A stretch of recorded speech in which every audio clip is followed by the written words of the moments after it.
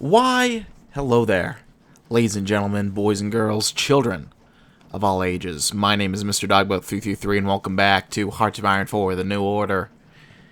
The Crow and the Bull.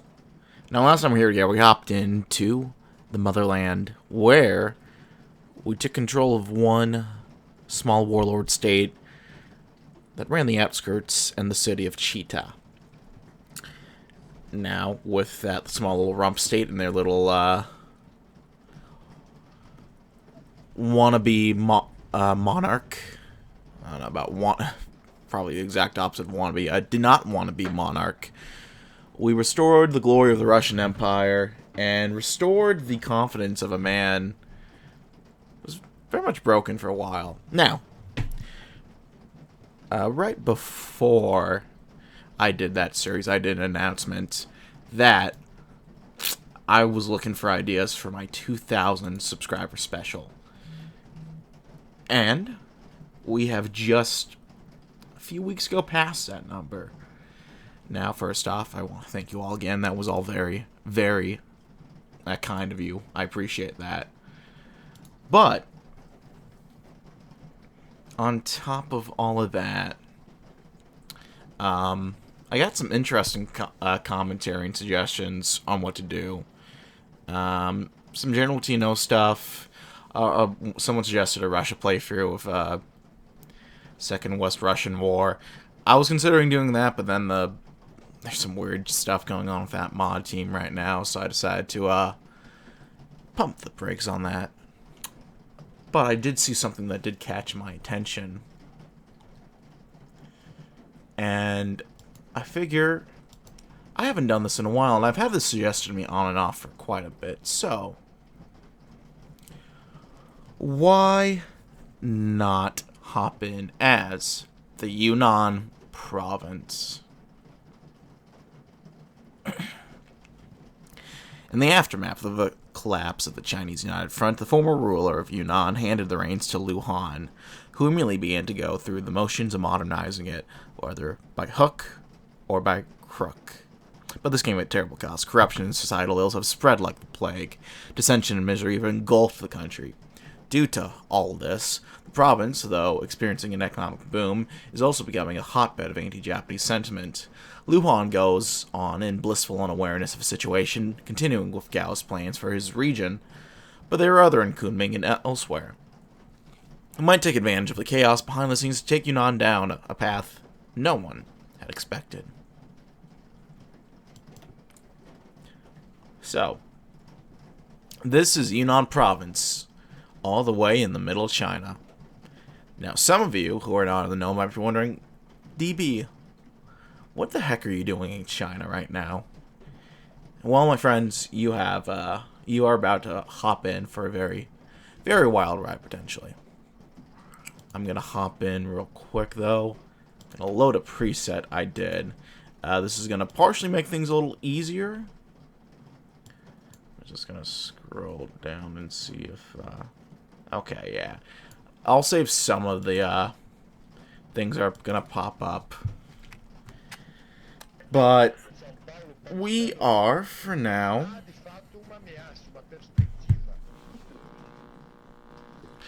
just going to sit back and hop in. So, hope you all are doing well today on this lovely day. I got a vacation I'm heading off to in a few days, so I am gonna record a couple of these in block, have enough for until I come back, and then whenever I come back and have a day off, which is gonna come relatively soon actually, because I'm not really doing much right now. I wish I was doing more, but what are you gonna do? I'll try to do more, which I'm trying. I don't need to bore you off with details.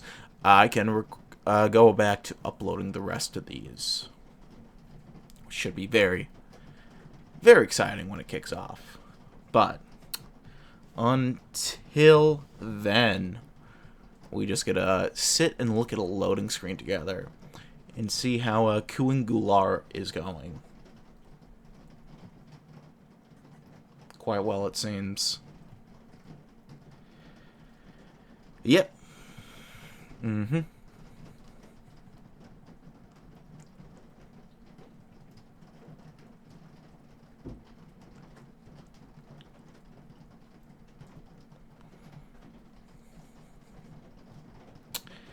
Well, it's raining today, which is quite nice. I'm a fan of the rain.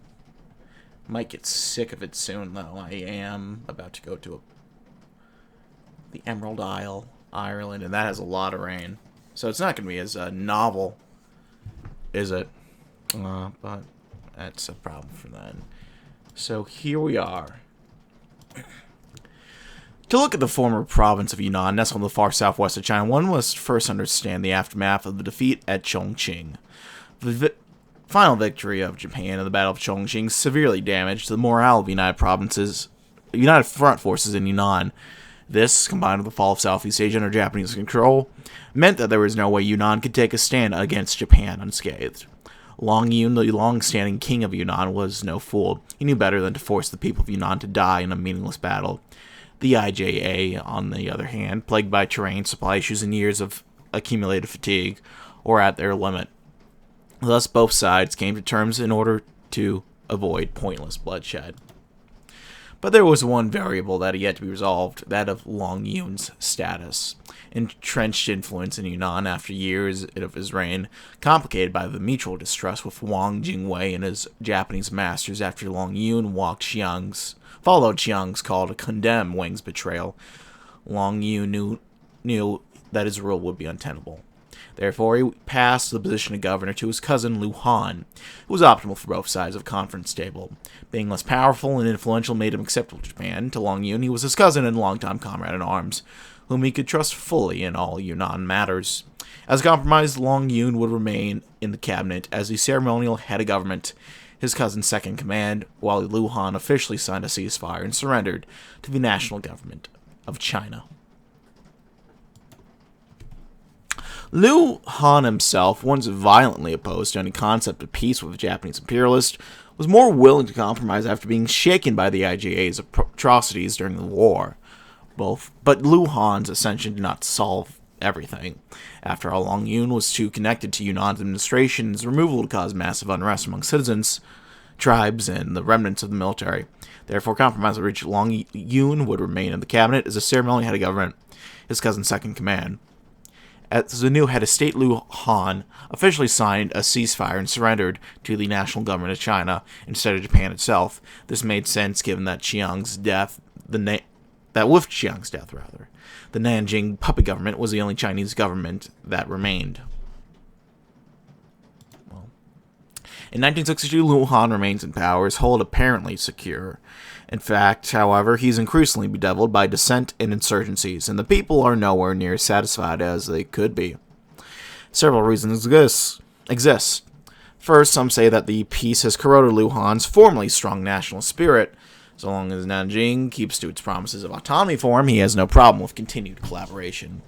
Second, close relationships and gifts from the local landlords at war's flat-out bribery make him less and less concerned about the welfare of the average people of Yunnan, seemingly trapped in a cycle between insurgent harassment and concessions to his Nanjing overlords for sake of stability. Some say Liu Han has drained himself of any sympathy he might have earned. Liu Han, however, knew better. The IJA's atrocities during the war had shaken him to the core. Since then, the fear has driven him on the search for an alternative way to unshackle China, with none of the outright bloodshed. And President Gao Zhongwu's 5 modernization programs, now in full swing, provide just that. A covert way to keep the Japanese at bay and a golden opportunity to prove his loyalty. A solution that's the best of both worlds. So he exploits the Yunnan people in the name of the welfare of China. Deep down, Liu does realize that all his harsh methods are to help China break its chains and become free at long last.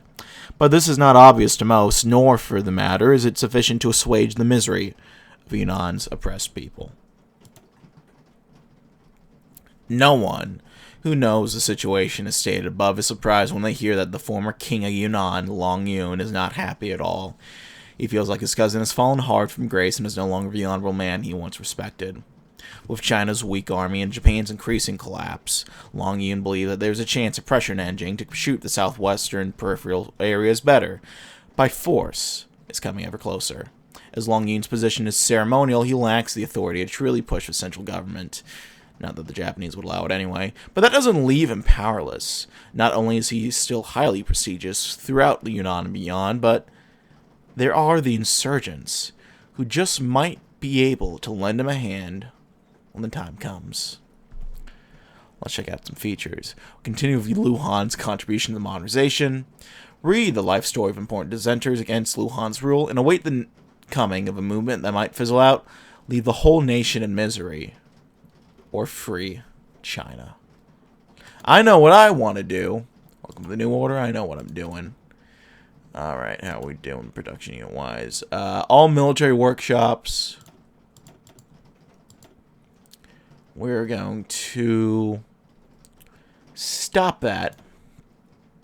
Oh god, we have terrible infrastructure all around. But we're going to build some stuff in Kunming. We have looming national power outages, which kind of sucks, but what are you going to do? Alright, General, let's give you to Zhang Wenzhong. And Field Marshal, I think we got to do Liu Han. We literally have to do Liu Han. We have no other option. Engineering. What is our fucking societal tech?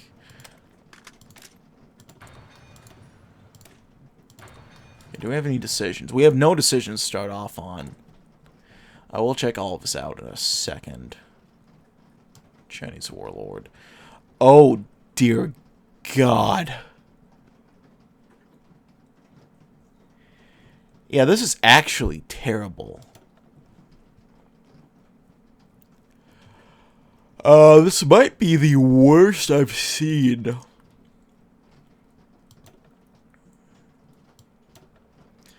Some of these aren't. The healthcare is bad. Centralized. I think that's about right for Russia. Basic literacy. Not as bad. We usually have outdated research facilities in Russia. So this is even worse than what we are used to, isn't it? Well, what are we going to do?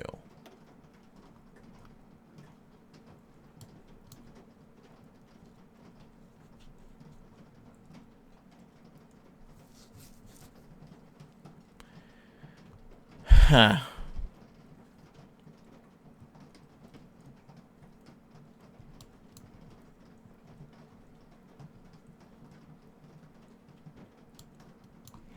And we're doing terrible economically, it seems. Well, let's go ahead and start off in the west. Without the aid of the capital and below the notice of the Japanese, the people of the southwest must fend for themselves. In the mountains and fields, we have only ourselves to turn to for justice, order, and progress, and it is Liu Han to whom we turn.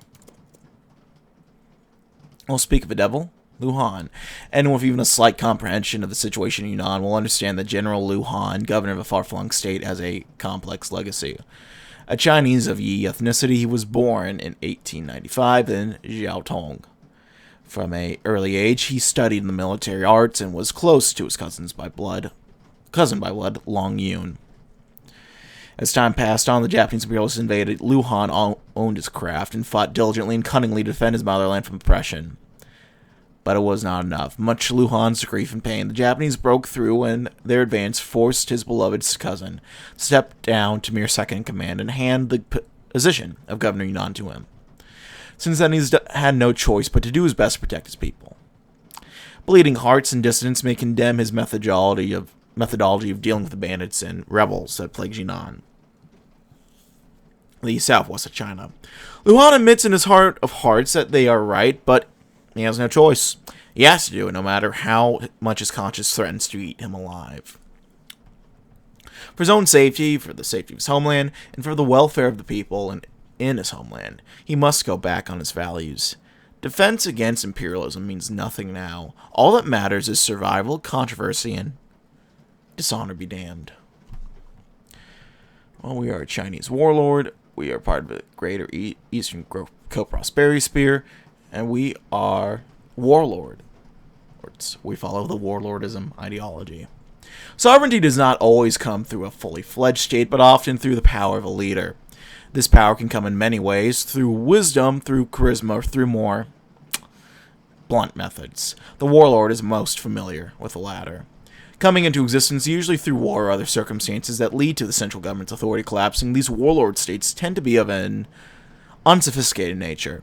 Lacking most of the civil institutions needed for proper governance, their laws forced to adopt to a more martial tone, dictated by the mood of the designated enforcer. The economics of these warlord states take similar tones, unable to adequately care for the majority of their population, either due to corruption, dedication to a single purpose such as war, or a simple lack of resources. Anything gained is typically of an extractive nature from natural resources or from a population treated as resources, liberated from their meager earnings by taxes. The ideological beliefs of each warlord tend to be varied, ranging from feverish, revolutionary dreams of a bright future to maintaining power for power's sake. The inheritance of these beliefs tends to be distorted, descending down the hierarchy of power. Eventually, a warlord will emerge from their simple state, either through their conquest or by forming a new state of their own. Well, there we go. While I'm here, it's going to be a good idea to start exercising these troops because we're going to want army experience ASAP. I don't know how or when we will get that, but it will be a good idea to get kicking on that. Yeah.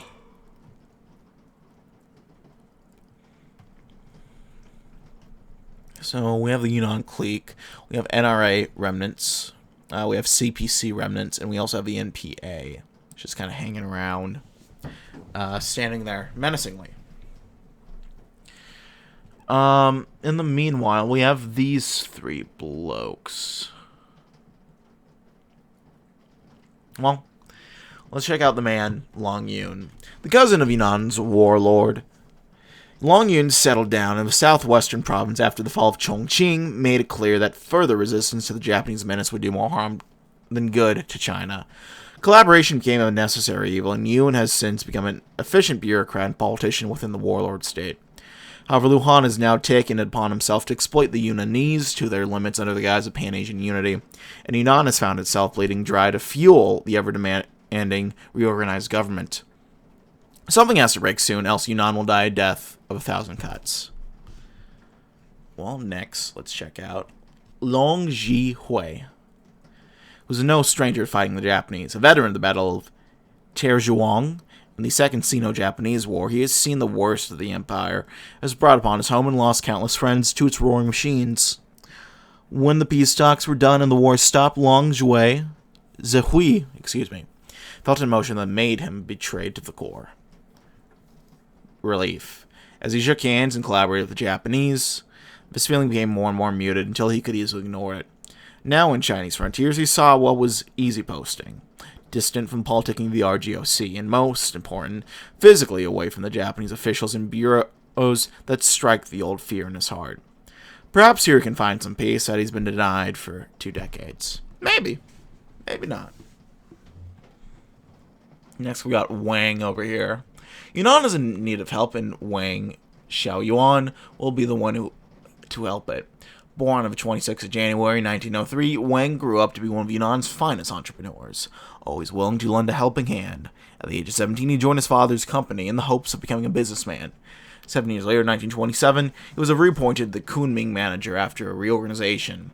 From there, thanks to his good management, the company flourished and grew to become the foremost international trade company in the region. During the war against Japan, he served well, supplying the National Revolutionary Army with fabric and strengthening Yunnan in the face of invasion. Now he's been called once more to provide services for the modernization and against the insurgencies, and that he will. Though Yunnan is one of the weakest regions in China economically, there is potential, and it is this that Wang hopes to seize upon. Finally, we have Zhang Wangzhong. At best, Wang Zhang is an opportunist who wanted to maintain his power. At worst, a traitor China leading an army for the sole purpose of serving another nation's interests. Born in 1894, Zheng was given proper military education and quickly rose the ranks of the National Revolutionary Army. A commander-in-chief in the Nationalist Fifth Army, Zheng was able to see firsthand the triumph of the Japanese over China's weak and divided forces. After Japanese victory over China seemed destined, Zheng decided to join forces with Liu Han's collaborators. Now residing in Yunnan, Zheng has grown complacent. With the war having ended decades ago, Zheng sees no reason to instill a sense of discipline in his troops. A lack of supervision, governance, and general structure has defined his time in post-war Yunnan. Zhang Wenzhong is old and lazy, a perfect representation of Yunnan's army. Well, there we go. Do we have any sort of laws? Just typical stuff, it looks like. Nothing too unique. Well, our population... I'm looking here. We got a good couple million in all these places. I believe later on we end up annexing this area. To get us a good bit more of million. A good couple more million. Excellent. Alright, so what do we have here? Boobing Shi and Boobing Lu.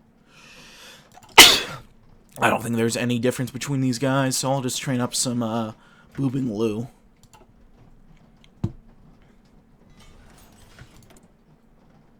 What are we missing? Anti-tank, infantry, and support. Okay. Tank, infantry, support. We need more infantry, so we'll get working on the rifles.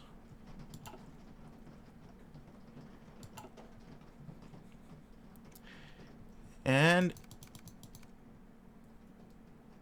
now we go. I have not played in this region at all. So this is a little surreal, I suppose. Yeah, I haven't even played Japan yet. I probably should. Well, I played Guangdong, actually. I take that back. I've played Guangdong, but that's been a while. No starting event off the bat, which is interesting.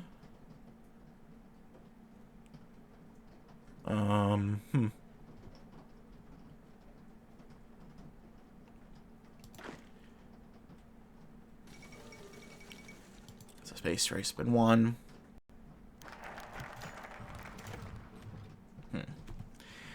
Yunnan, the southwestmost periphery of China, a serene little state, picturesque and mountainous, covered in dense forests that buzz with every variety of life. Watching over the peasants who till the field, who work the mines, and carry tremendous weight on their backs is Liu Han, having inherited Yunnan's position of supreme authority from his cousin Long Yun more than a decade ago. Excuse me.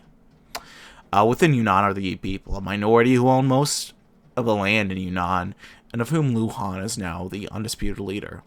Outside of Yunnan, the Yunnan clique answer only to the Nanjing nationalist government, China's sole legitimate sovereign, with a slight autonomy granted in return to boot.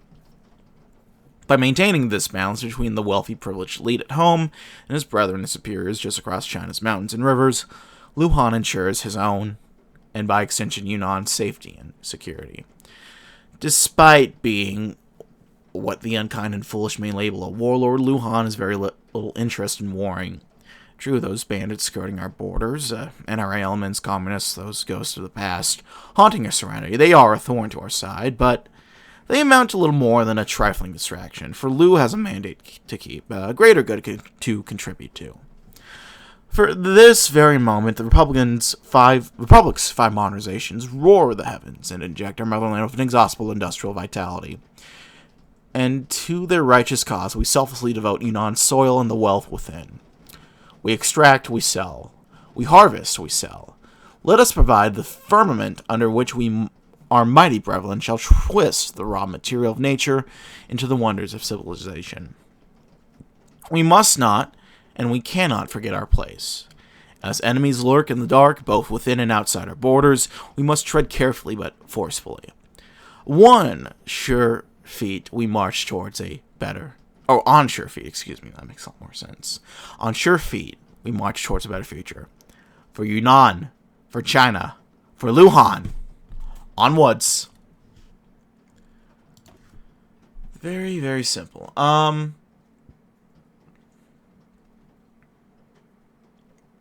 Let's do everything for my friends. Oh, how wholesome. It's only natural that those who would play such a prominent role in both the stability and advancement of Yunnan would be rewarded in turn. Luhan would not even think of his good friends and allies having anything less than the first pick of the province. After all, they earned it. Oh, we didn't economically. Not great, but we can maybe turn this around. Can we do a tax hike? We can, but that murders our GDP.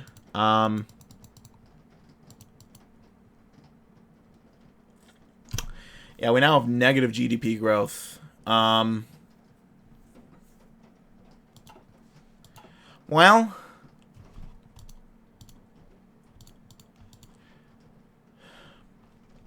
we'll just have to deal with that shortly. I'm kind of more worried about paying off some of this debt right now.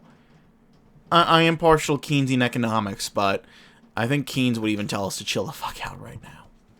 So, yeah. When the dust of a second Sino-Japanese war had settled, and there remained naught left but to determine how to surrender, one thing was made clear by Tokyo. Long Yun, the king of Yunnan, the one hero who stood for the Chinese, who still stood for the Chinese people, he had to go. The man was simply too influential, harbored too much danger for the Nanjing government. A desk position, a nothing job would be more preferable. The only other figure that could then take up the mantle of leader would be his cousin by marriage, Lu Han. And so it happened that Lu Han ascended to the position of leader of Yunnan not by the people's will, not by clever political machinations, not by force of arms. Simply as the only other option. At first it was difficult managing reconstruction, fulfilling the Nanjing government and Tokyo's endless hunger for resources and men, exercising his duty while on constant watch out for assassins, malcontents, the seemingly endless stream of traitors, defectors, and other useless delusionalists, still unaware that the war had ended in China, however bitter it may be, had lost. But as with anything, slowly Lu Han grew to fit this new role. He learned of the many ways to get around Yunnan's endless deficiencies and weaknesses, the men lurking in the shadows with armies and treasuries behind them that could be enticed to support the government. The long peace corroded both his inner spirit and his naivete, and produced a statesman with sharp eyes and sharper ears. The nationalist further, that once burned so brightly, now smolders away quietly. Perhaps it may never reignite. Or perhaps it may.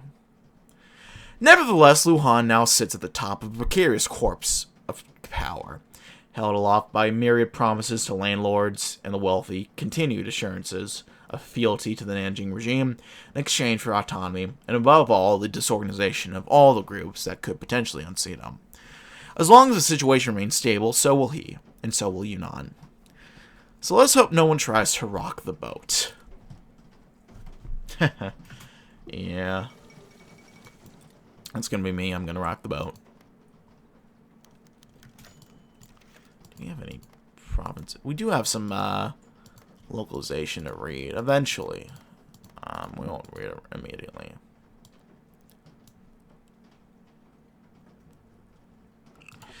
The name of Long Yun is a famous one, not just in his home province, but across all of China. The king of Yunnan, the stalwart anti-Japanese force, wise administrator and leader of the people, all epithets he's received at some point or another, all of which now gather dust as he sits on a paper throne as a ceremonial head of government. A nothing job, the sole purpose of which is to legitimize an administration that betrays every principle he has ever had, led by his cousin, a man more palatable as the leader of Yunnan to the Japanese forces. It was not always like this. There was once a time all the nation was ablaze with righteous fury against the Japanese invader, when he knew who was a friend and who was a foe. The peasants knew there was a leader who stood for them. But those days are long past, and now those peasants are ground to dust systemically under the boot of Japan's lapdogs, with no voice of complaint allowed to issue from them.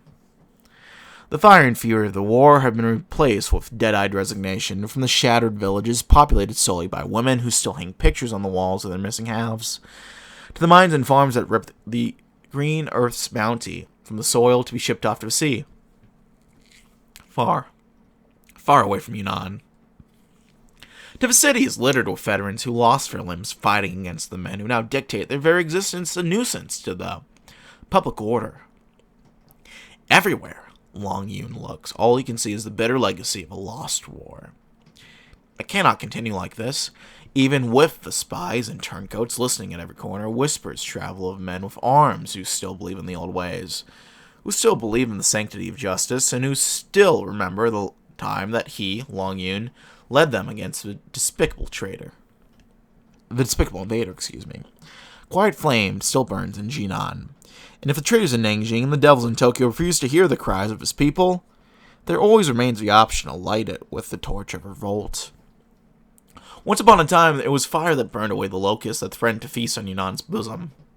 It will be the same fire that burns away the plagues that now infest all of China.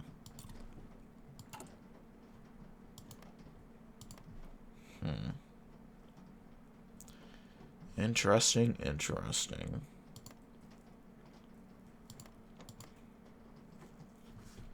Well, onward we go. We officially made it a month. Not officially. Now officially a month. You don't always get that in Mr. Dogboat 333 video, so this is a very momentous occasion. Oh, there goes a Spear.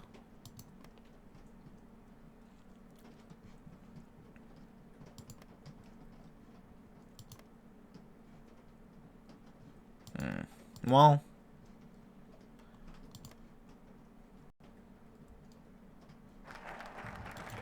everything for my friends. The law for my enemies. Let's get to that.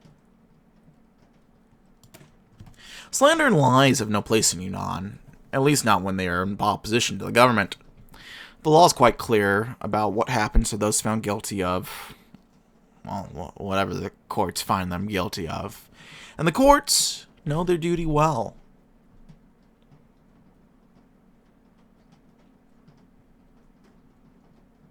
Well, there we go. Let's do it.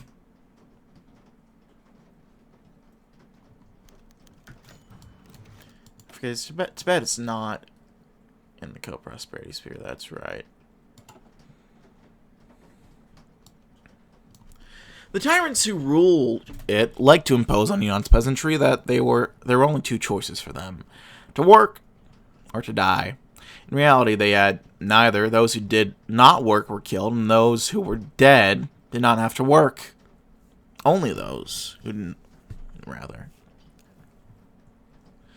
There were those who proclaimed that there was a third choice: to stand and fight, to take up the traditions of China's innumerable popular revolts, and show the fat parasites who lorded over them that there was a spirit still in the minds of the workers and peasants. By 1962, every single one of them had failed. From strikes to outright revolts, it seemed that without a unifying figure, the rage of the masses dispersed into 1,000 directions, affecting nobody they had aimed for and harming everyone who had participated in them. The idea of challenging the authority itself had become associated with the brutal reprisals that inevitably came after. The intentional deprivation and starvings of families that had already only scraped by day after day. Most of the men willing to fight have now vanished into the forests and mountains, having joined some group or otherwise waiting for their opportunity. Those men now bide their time, huddled around the fires, remembering the days when tyranny was overthrown, even if only for a while. The dreams of the masses rose as high as the emperors that lit their faces. The Taiping Rebellion, the Xinhai Revolution. Even if one movement failed, the others eventually succeeded. And if one man died, 100 would take his place. Policemen visiting the villages and towns only see the defeated faces they are presented with. Here only the stories of resignation and surrender. And it is true there are few left there that would act in defiance themselves. But the simmering rage of hundreds of lost sons, thousands of lost kin, and millions of lost countrymen does not easily dissipate with the decades past. And as this rage grows, all that is left for the floodgates to truly open, one last time, is a missing ingredient, the lack of which damned every previous attempt. In the back of every mind in Yunnan whispers a single wish: give us a leader.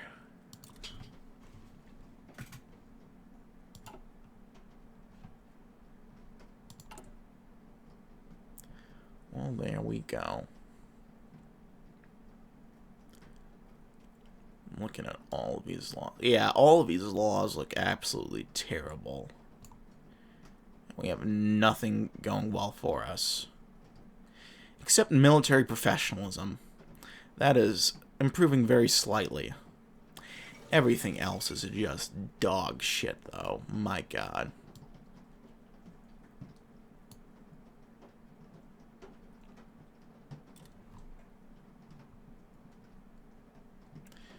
And now we've lost production units. Yep.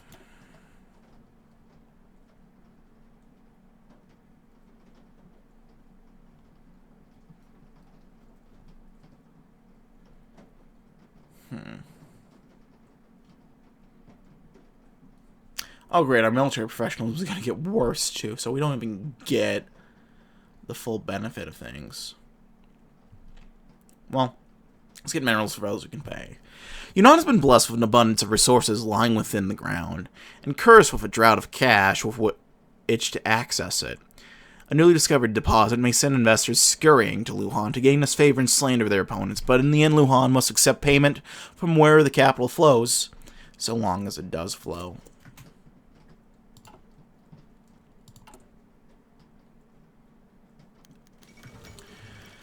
Okay, we have at least a little bit of a...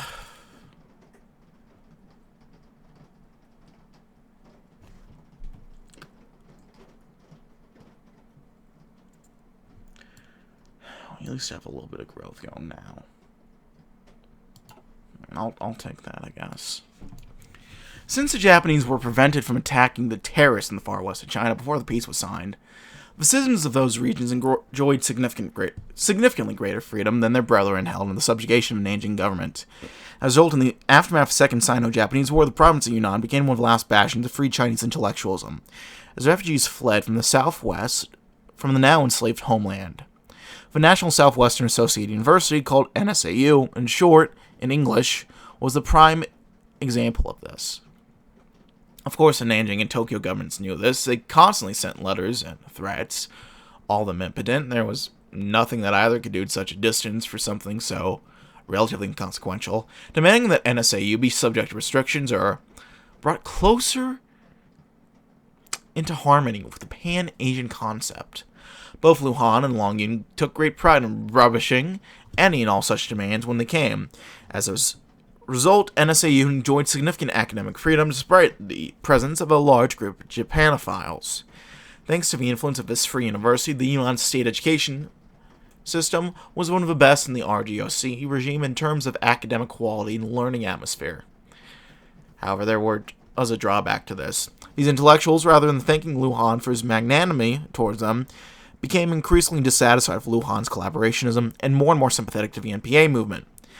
They began to hope against hope that the legacy of the National Protection War would be reborn one day, and that the spirit of the May 14th movement would be inherited and restored to glory.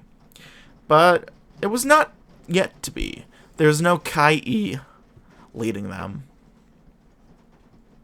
So all they did for now was resort to limited protests and the small gestures of assistance of insurgencies. Well, for the moment. However, that could change at the drop of a hat. Well, there we go.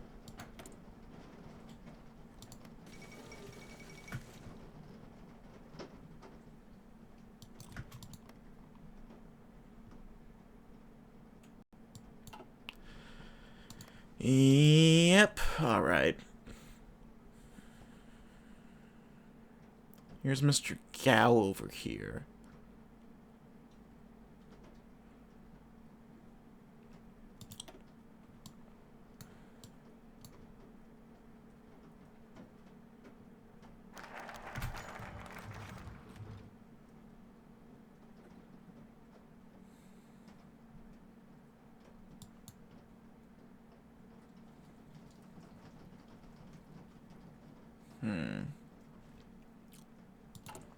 Alright.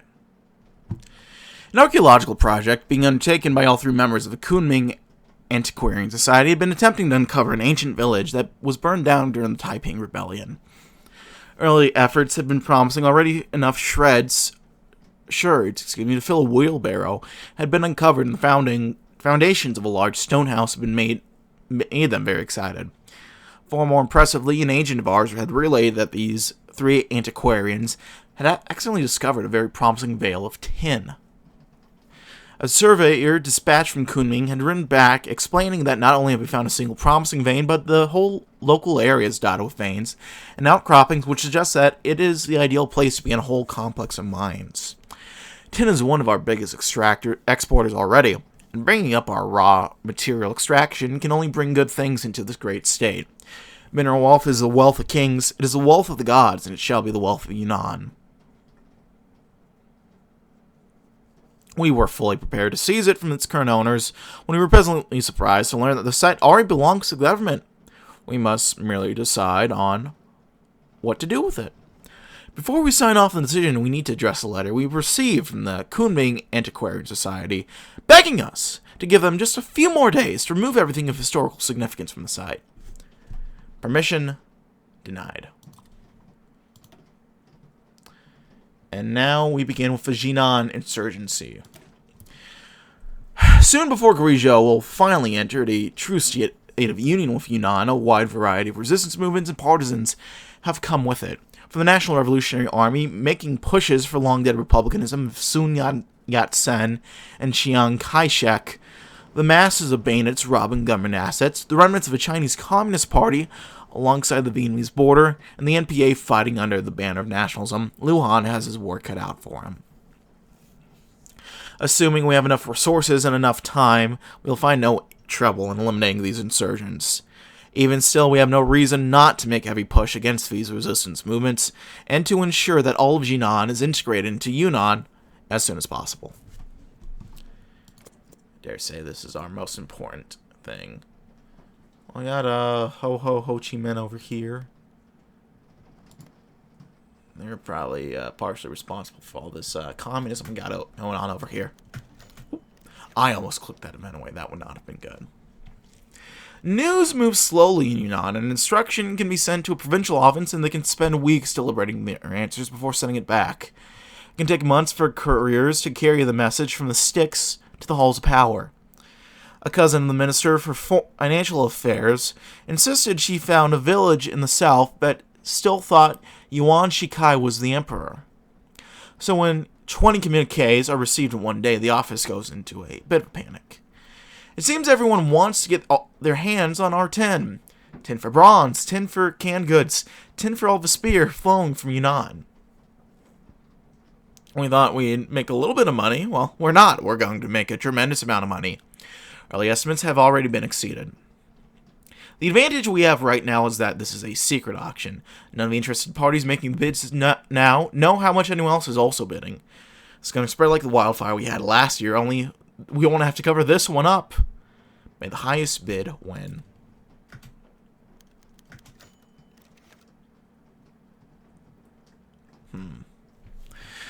There's a side bet in the office as to who's going to get the contract. The Zaibatsu have the most capital but the least interest.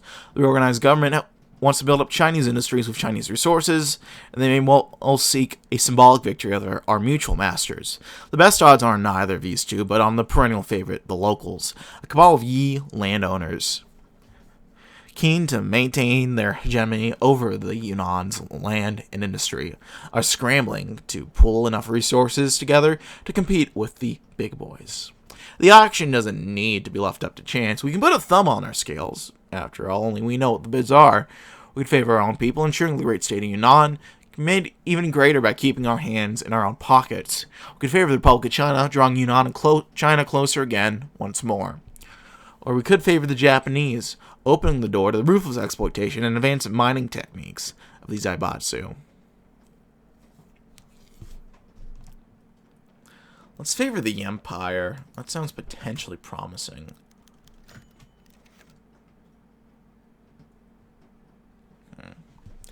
Confucius teaches us the virtue of filial piety. A son owed his father a tremendous debt, so too does a subject owe their master fealty, just as the masters owe their subjects good governance. The hand of our own people reaches towards us begging for scraps they can't afford. but we can't afford to be charitable. The hand of our countrymen reaches towards us, along with words of comradeship and friendship, but we don't need comrades, and we certainly don't need friends. The hand of our overlord reaches down to us from high, reminding us of our duties and promising a better place in the sphere, to be higher than we are beneath his imperial majesty. We will not bite the hand that feeds us, even if it first steals that food from our own hands. There is no shame in brown-nosing to the people who hold all of our lives in their hands. We are a dog, so let us pick a rich family to live in. No family in Asia is as rich as the spear, and Imperial Japan is the father we must impress to earn a place by his side. It is a noble thing to serve, but it is also a profitable thing. We will ensure by our extra-legal meddling that Japan attains the 10 rights. We will ensure that we have a healthy and profitable relationship with the world's best superpower. We will ensure that Japan always remembers how loyal we are, how profitable we are an investment, and how important our rights and interests are in the wider context of China. Independence is for tramps. Codependency is for marriages. Supplication is the path to becoming a great nation in this fractured and dangerous world. Only good can come from this. Well, there we go. There we flip and go.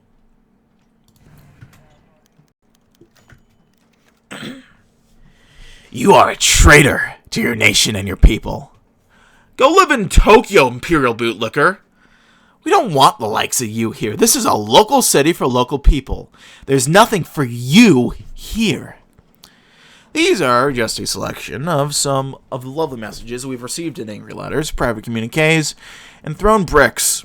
Apparently word got out that we fiddled the auction. We've been oppressing junior members all morning, but to no avail. We simply don't know where the leak is. The ye are outraged because they can't see beyond the importance of what we've done. Their tiny minds can't look past their own insignificant interest, and as a result, slaves and peasants all over this country are being forced to stand down their tools. We've sent out the military to make them pick them up again, and already we've lost thousands of peasants just this morning. A certain amount of the money we will receive is going to be set aside to shut these people up. That is to say, to invest in local causes and ensure that we all have a healthy economy. The year being invited to a calm sit-down discussion with the government where all this nastiness can be smoothed over. We have shaken the very foundations of Yunnan society. We can only hope that this all blows over. On the other hand, the Japanese seem to be pleasantly surprised by our corruption, rather than outraged. This is at least a positive, although it does not help our reputation as a servile, sniveling lapdog. You know, if only we could go back in time and do things a little differently. Damnation. Damn.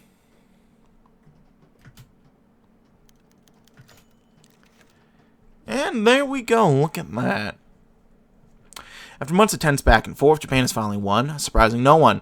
Our meddling has not gone unnoticed by the world, and we've lost no small amount of political and diplomatic capital as a result. What we've lost, however, we have gained an actual capital. Money flows from Tokyo to Kunming like a golden river, showering us in radiant wealth. Well, it's more of a trickle. Despite promises and backroom dealings, the money isn't quite what we thought it would be. Installments, deductibles, compensations, the accountants of Japan are more deadly than their battleships. As much or more wealth flows up the river to Tokyo as it does down to Kunming. The office is gloomy. Even he, who won a spectacular portion of fortune in the office pool, seems keen to hide any happiness he may feel. The general sense, both among ourselves and the public, is that we completely mismanaged this. We've misstepped and annoyed our neighbors, our people, and even ourselves. We never should have meddled. But it's all in the past now. Zaibatsu agents fill our bars, spilling out onto the streets. Even while they drink, they earn a fortune every hour and the hatred of hundreds every minute. The most modern machines, operated by the most modern engineers, tower over villages. As we begin the long, slow march out of Japanese land, the fields and rivers turn from clear to brown to gray to black. The peasants go from strong to sick to weak to dead. If war is a racket, we've lost. Woe to the vanquished, to the winner, the spoils. Well, that's all very depressing, but, yeah, we're just gonna not think about that. In fact, we're just gonna leave things here. I'm gonna see you all next video, though, so don't worry, hang tight. Thank you all for watching. Like this video, leave a like. If not, feel free to dislike. If you have any comments, feedback, leave in the comment section below. I do read all comments I get, and I do appreciate any feedback you might have for me. Check out my various links down in the description box below. Leave any comments, feedback down in the comment section below. And I think I'm going to leave it there, my friends, but thank you as always for watching. My name has been Mr. Dogbot333, and I'll see you all in the next video. Bye-bye.